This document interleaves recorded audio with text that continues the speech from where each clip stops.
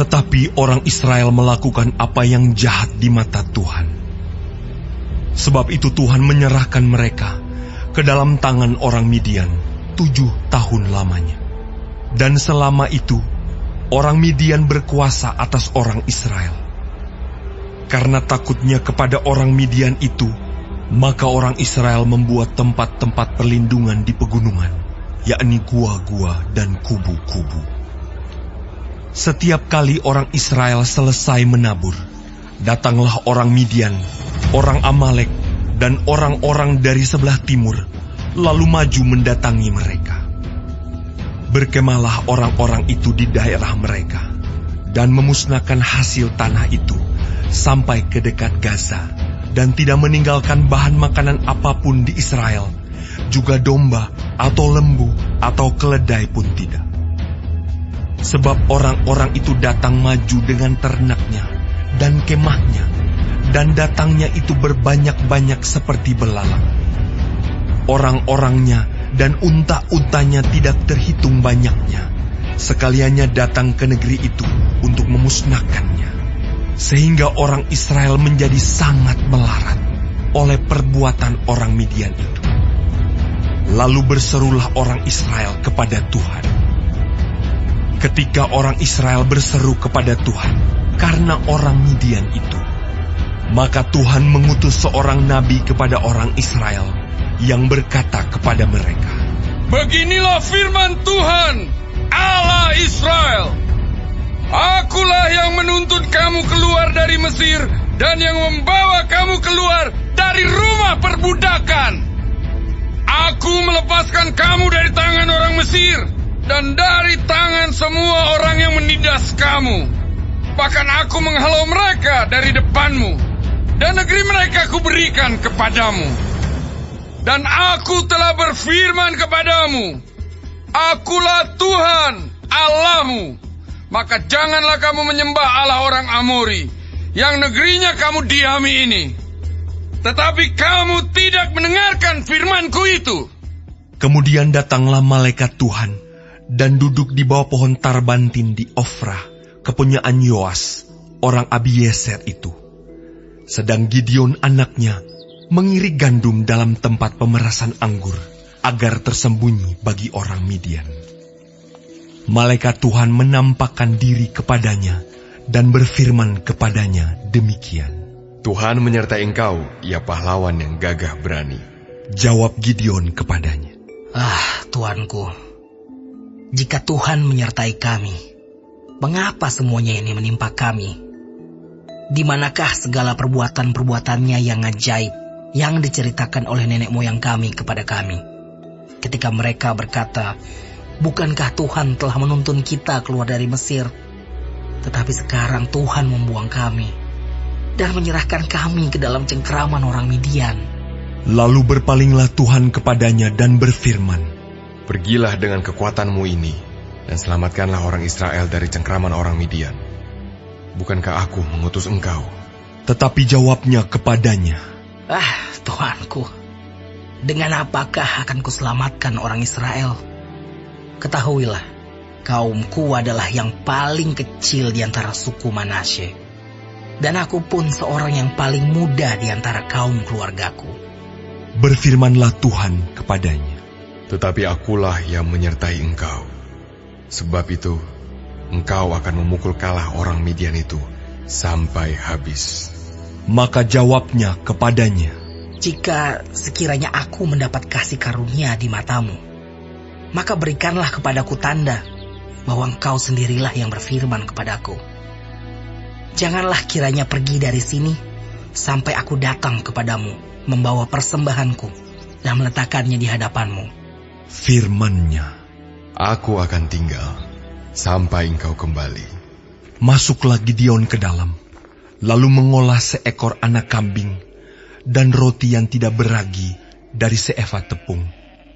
Ditaruhnya daging itu ke dalam bakul dan kuahnya ke dalam periuk. Dibawanya itu kepadanya ke bawah pohon tarbantin, lalu disuguhkannya. Berfirmanlah malaikat Allah kepadanya, "Ambillah daging dan roti yang tidak beragi itu. Letakkanlah ke atas batu ini dan curahkan kuahnya. Maka diperbuatnya demikian. Dan malaikat Tuhan mengulurkan tongkat yang ada di tangannya.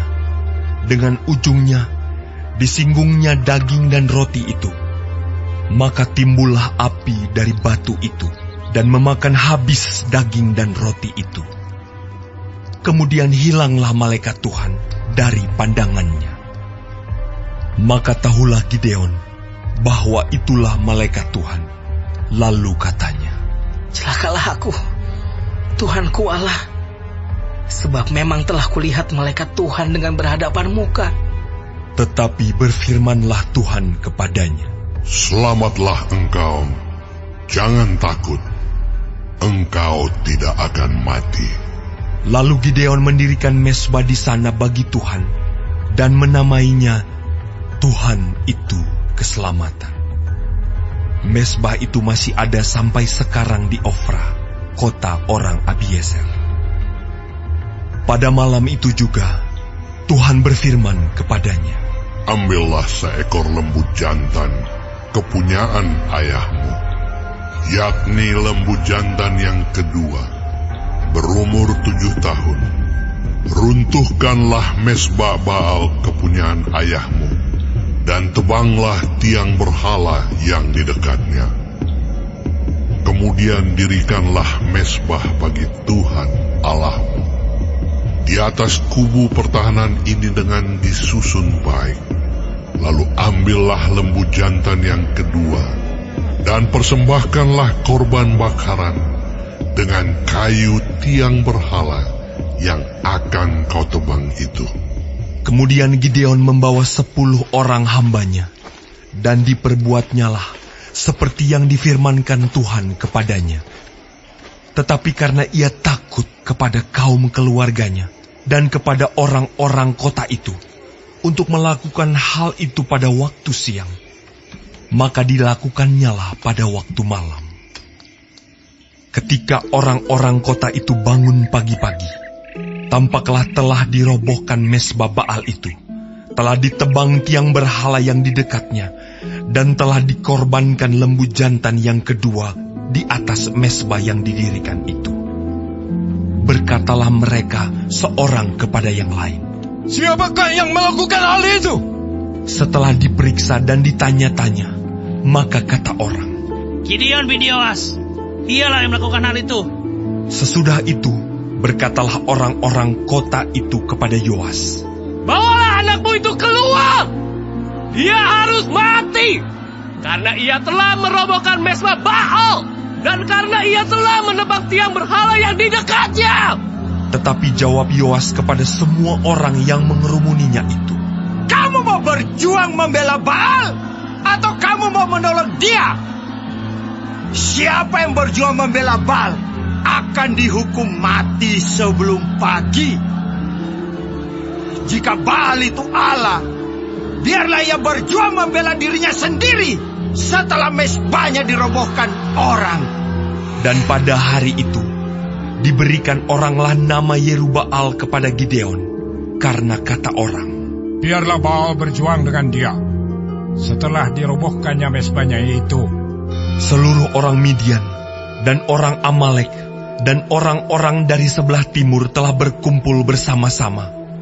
Mereka telah menyeberang dan berkemah di lembah Yisrael. Pada waktu itu, Roh Tuhan menguasai Gideon. Ditiupnyalah sangkakala dan orang-orang Abiezer dikerahkan untuk mengikuti dia. Juga dikirimnya pesan kepada seluruh suku Manasye, dan orang-orang ini pun dikerahkan untuk mengikuti dia. Dikirimnya pula pesan kepada suku Asyer, Sebulon, dan Naftali, dan orang-orang ini pun maju untuk menggabungkan diri dengan mereka. Kemudian berkatalah Gideon kepada Allah, Jika engkau mau menyelamatkan orang Israel dengan perantaraanku, seperti yang kau firmankan itu, maka aku membentangkan guntingan bulu domba di tempat pengirikan. Apabila hanya di atas guntingan bulu itu ada embun, tetapi seluruh tanah di situ tinggal kering, maka tahulah aku bahwa engkau mau menyelamatkan orang Israel dengan perantaraanku. seperti yang kau firmankan. Dan demikianlah terjadi, sebab keesokan harinya, pagi-pagi ia bangun. Dipulasnya guntingan bulu itu, dan diperasnya air embun dari guntingan bulu itu, secawan penuh air. Lalu berkatalah Gideon kepada Allah, Janganlah kiranya murka-Mu bangkit terhadap aku, apabila aku berkata lagi, sekali ini saja. Biarkanlah aku satu kali lagi saja mengambil percobaan dengan guntingan bulu itu. Sekiranya yang kering hanya guntingan bulu itu, dan di atas seluruh tanah itu ada embun. Dan demikianlah diperbuat Allah pada malam itu, sebab hanya guntingan bulu itu yang kering, dan di atas seluruh tanah itu ada embun.